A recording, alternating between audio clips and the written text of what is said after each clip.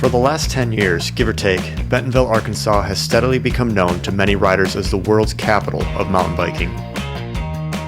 And with 500 whatever miles of purpose-built trails, it's hard to argue against. And in May of 2024, a group of friends, my wife and myself, road tripped down to this bike Disneyland for the 2024 Bentonville Bike Fest. Driving from Grand Rapids, Michigan, the trip is about 11 and a half hours. But it's not all bad. Put on a podcast and gaze on the many fields the Midwest has to offer. So exciting. Oh my God, it's a windmill! Passing through St. Louis, you do see the arch, so that's cool. We did decide ahead of time to break up the drive and stay at the Pine Mark Motel in St. Clair, Missouri. The motel part was nice, and we took advantage of their separate housing unit for the larger groups.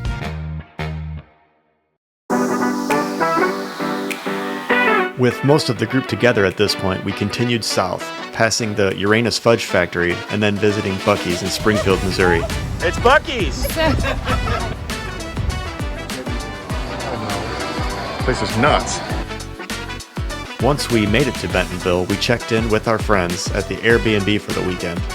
The garage was already equipped with a bike stand and a tool bench with plenty of room for all our bikes. The house was laid out nicely with plenty of room for the group. Even the dogs had room to run around in the backyard. Once we were settled, we all headed downtown to meet up with the other half of our group. And while making our way around town, we noticed Bentonville had a ton of construction. The place was booming with renovation. The first ride? First ride! Oh yeah, I forgot to mention that I actually bought a new bike for this trip.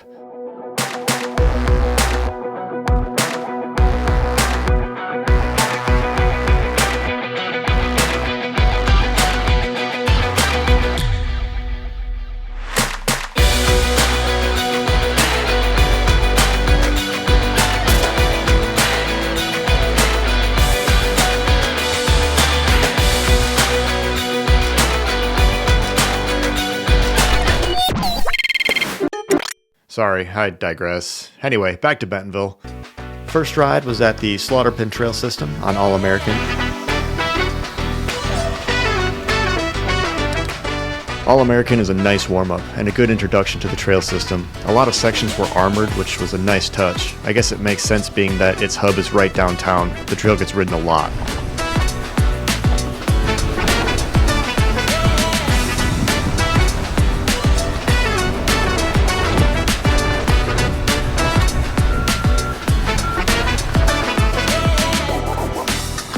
We then rode Leopard Loop and Boo Boo, and Leopard Loop was paved and awesome. Choo Choo was another paved float trail at this hub, and yeah, paved is definitely the way to go.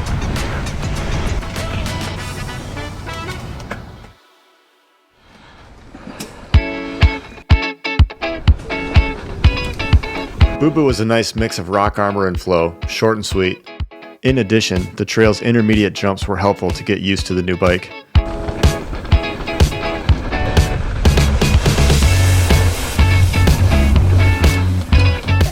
At this point, I couldn't tell you where in Slaughter Pin we rode, but eventually we made our way to the top of Schrain Train.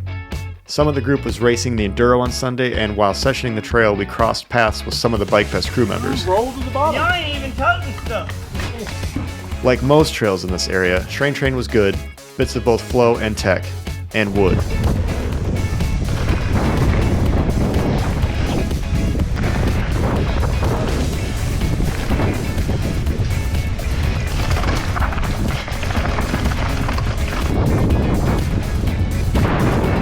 From Schrain Train, we made our way to the northern sector of Slaughter Pin to ride the castle. Visually, the castle seemed to make the climb a lot easier despite the high temperatures.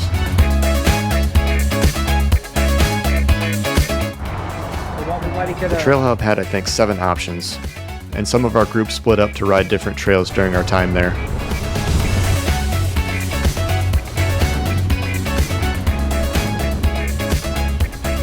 Catapult was a fun trail, but Medieval owned 2 of my 3 castle runs.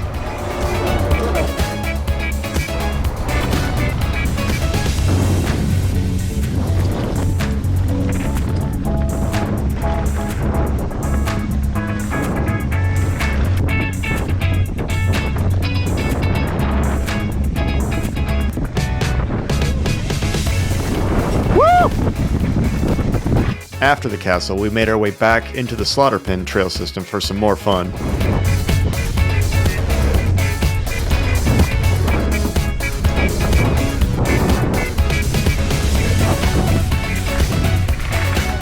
A water break was in order, and thankfully, Bentonville had a water station along this Razorback Greenway section before making our way over to the Hammer Down Trail.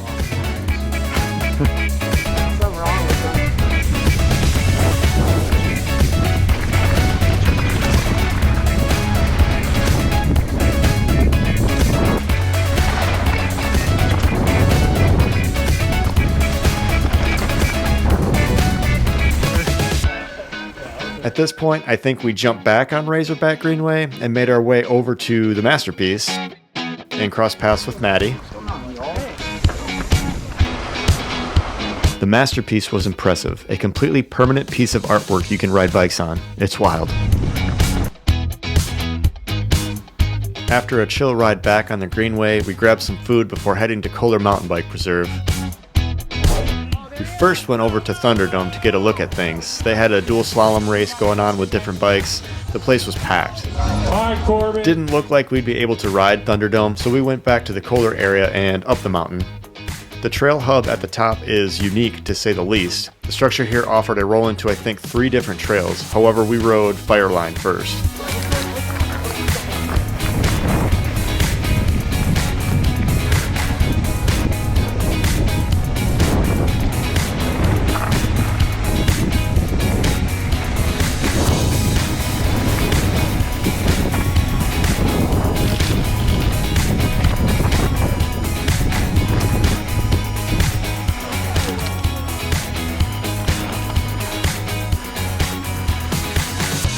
The next 3 descents were the top section of Cease and Desist. The large jumps were a ton of fun.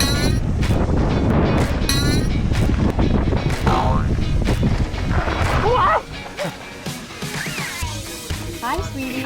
After a brief chat with the kiddos, we took Cease and Desist down to drop the hammer.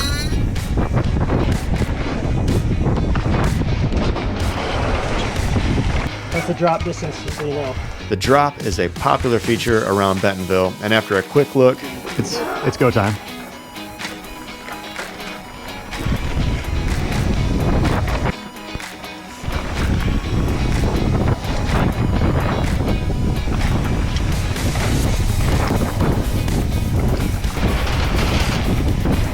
Solid. The easiest big stuff you ever hit? Yeah. Our time at Kohler wrapped up a long, hot day on the bikes. We cruised back to the truck and went to the one place Bentonville is most known for. You guys been to Walmart before? Look at this place. Back at the house, the dogs were happy to see us, and we practiced our profanity playing Spot It to cap off the day. Damn it. See ya, Ann.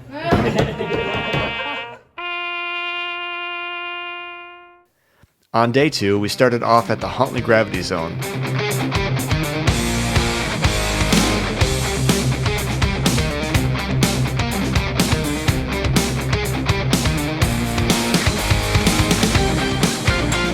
We farted around on trails like Tango Whiskey and Invasion, but Air Raid was the shit.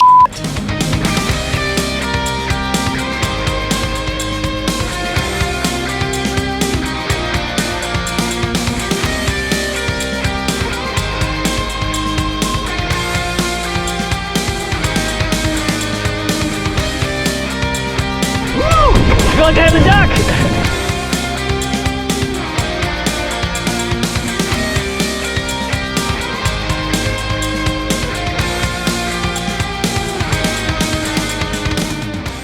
Once it started to rain, we made our way up and back downtown to go to the Bike Fest grounds. Lots of stuff to do here, but since most of the action was taking place on the days to follow, we headed back to the house for a quick snack. Oh, you got it. You got it. He's quick. Now you have to give Reese one. Hand Cut Hollow is where we rode next. The climb to the top was a workout, but the trail hub made your head spin.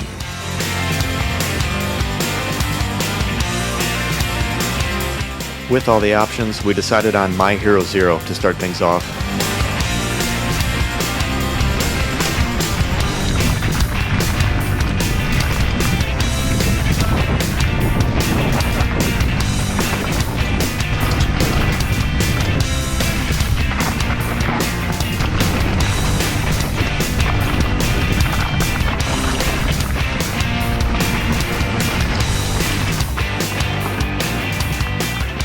We had heard a lot about the trail Interplanet Janet leading up to this trip, and I was excited to finally ride it for myself.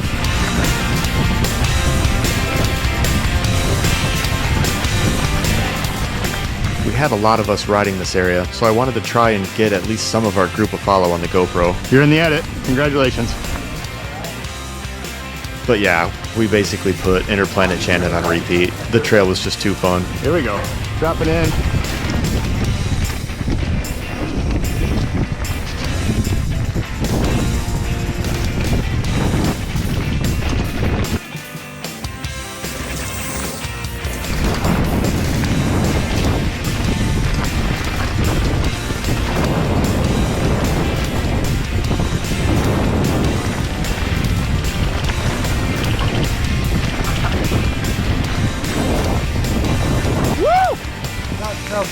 That's a good one.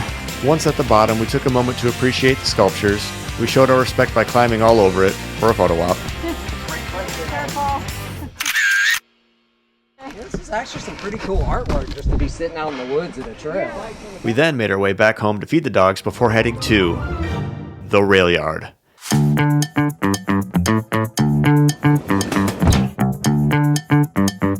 This place is awesome.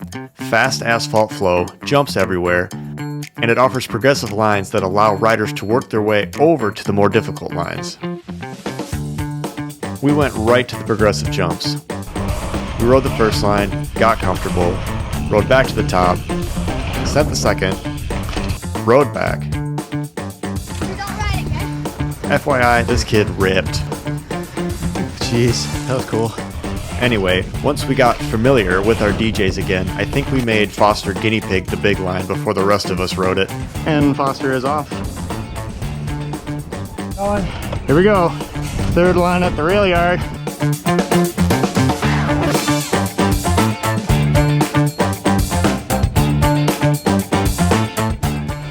Not bad, right?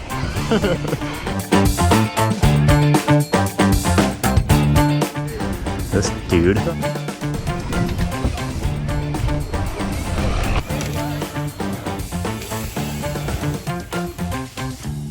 I could have spent all night on the third line. Send it to your mother! But once we got our fill, it was time to get the drone out. Some of us had already moved on to the upper hub, so I tried to get the bird up fast to catch Kellen on a full run.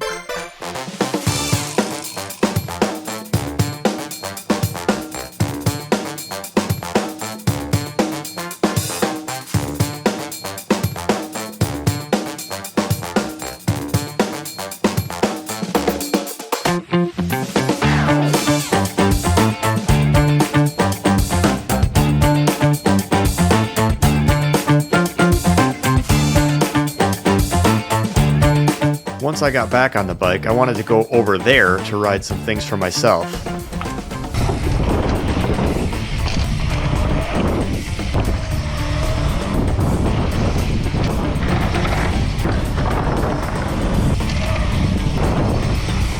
The whole upper section is stellar. Lines worth repeating for hours, in my opinion. But yeah, we spent most of our time on the expert line.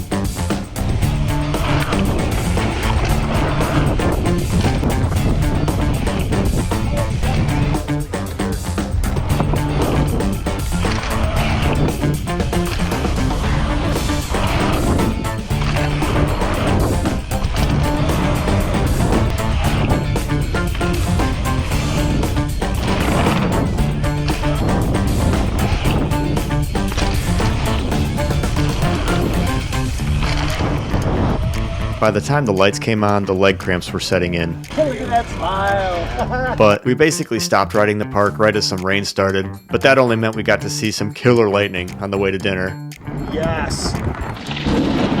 where we celebrated bikes and an awesome day. Day 3, back to Thunderdome. Busy. It's easy until you hit the tape line, then you gotta give it to it to start clearing stuff.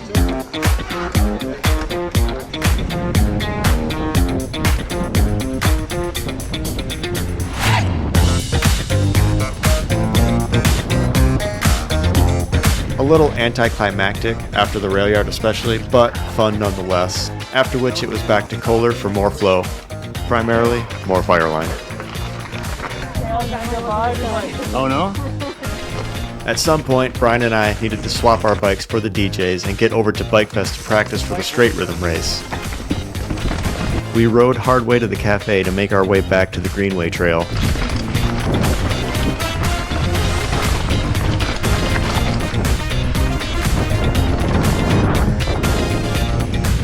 Hard way to the cafe dumps you on the Applegate Trail, and right off the trail was this cool coffee shop place called Airship Coffee.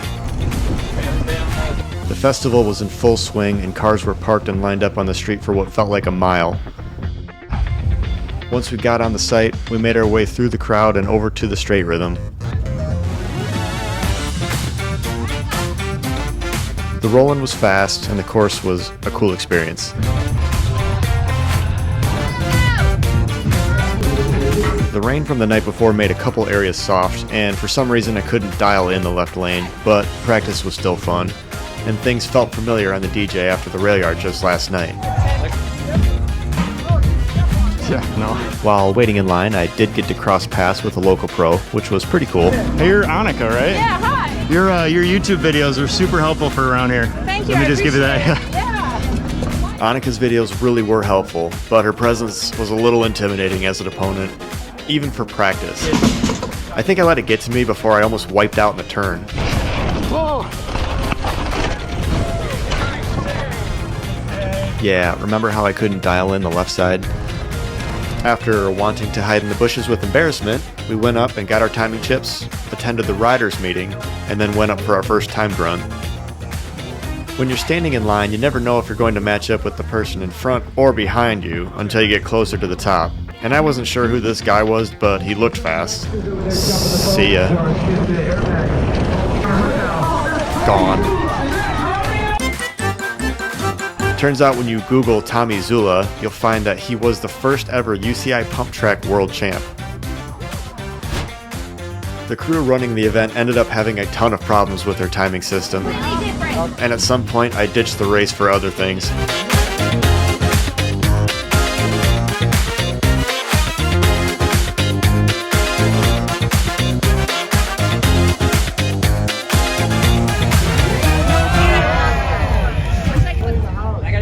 Soon after, we finally met up with our friend Andy to try out some e-bikes from the festival. Andy on an e-bike made climbing look easy, and at this point, after baking in the sun during the straight rhythm, I wish I'd have rented one too. I'm burning. My lungs are burning. But anyways, back to Kohler we went to ride some more fun stuff.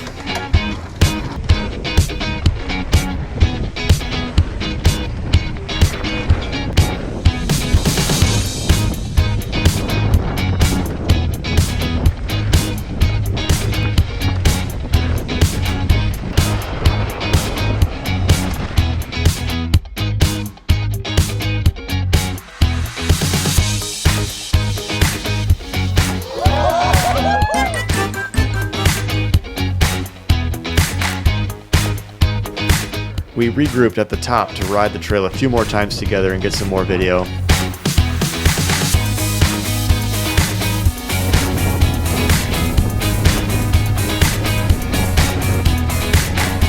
By the end of our session at the Hammer, I was fatigued. After being towed back to the top, we ripped Fireline one more time while Steph had her e-bike from the festival. Ready?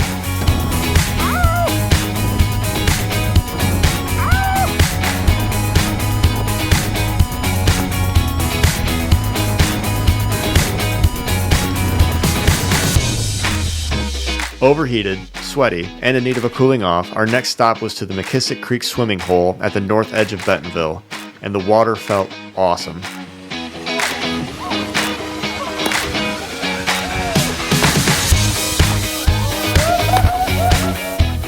Refreshed and hungry, we went to a dinner at a nearby sports bar and ended the day with some trash ice cream.